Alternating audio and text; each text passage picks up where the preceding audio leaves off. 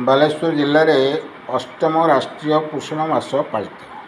बालेश्वर आज स्थानीय जिलापाल नूतन कार्यालय सम्मेलन कक्ष जिला स्तरीय अष्टम राष्ट्रीय पोषण मास अवसर में एक कार्यक्रम अनुष्ठित हो जाए। कार्यक्रम अतिरिक्त जिलापाल साधारण श्रीयुक्त सुधाकर नायक अध्यक्षतार अनुष्ठित होता।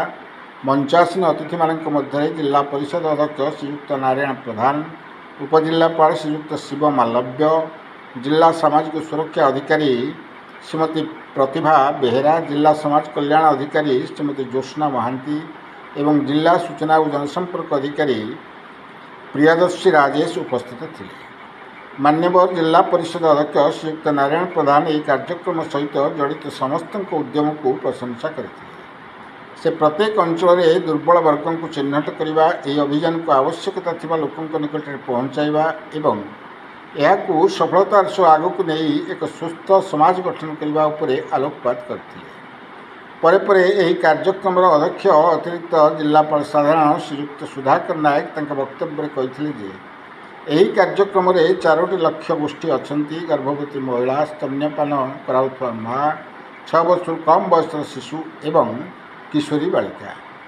से कहते जे पोषण एक सामूहिक दायित्व एवं यह केवल माँ का कर्तव्य नुहे। से आहरी कहते जदि माँ सुस्थ रहती तेज शिशु सुस्थ रहीपरी उपजिलापाल श्रीयुक्त शिव मालव्य वक्तव्य पोषण गुरुत्व उपर आलोकपात करते।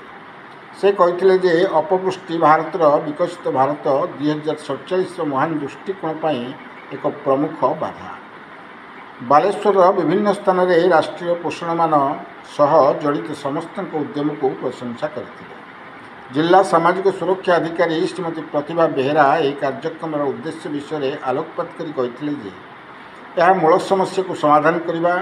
जिला समाज कल्याण अधिकारी श्रीमती ज्योत्ना महांती पोषण गुरुत्व कहते। ICDS कार्यक्रम अधिकारी कहते जदि माँ एवं शिशु सुस्थ अच्छा तेरे भविष्य सुस्थ हो।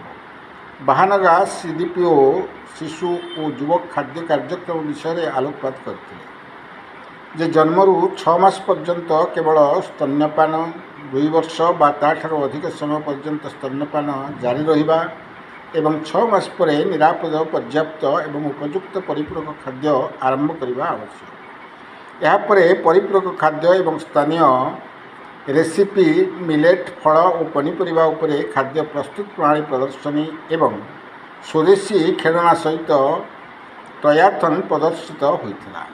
कार्यक्रम में अंशग्रहणकारी मानू पुरस्कार वितरण करा जायथिला। नीलगिरी उपखंडर कार्यक्रम अधिकारी धन्यवाद ज्ञापन सह कार्यक्रम समाप्ति होता। बालेश्वर विजय।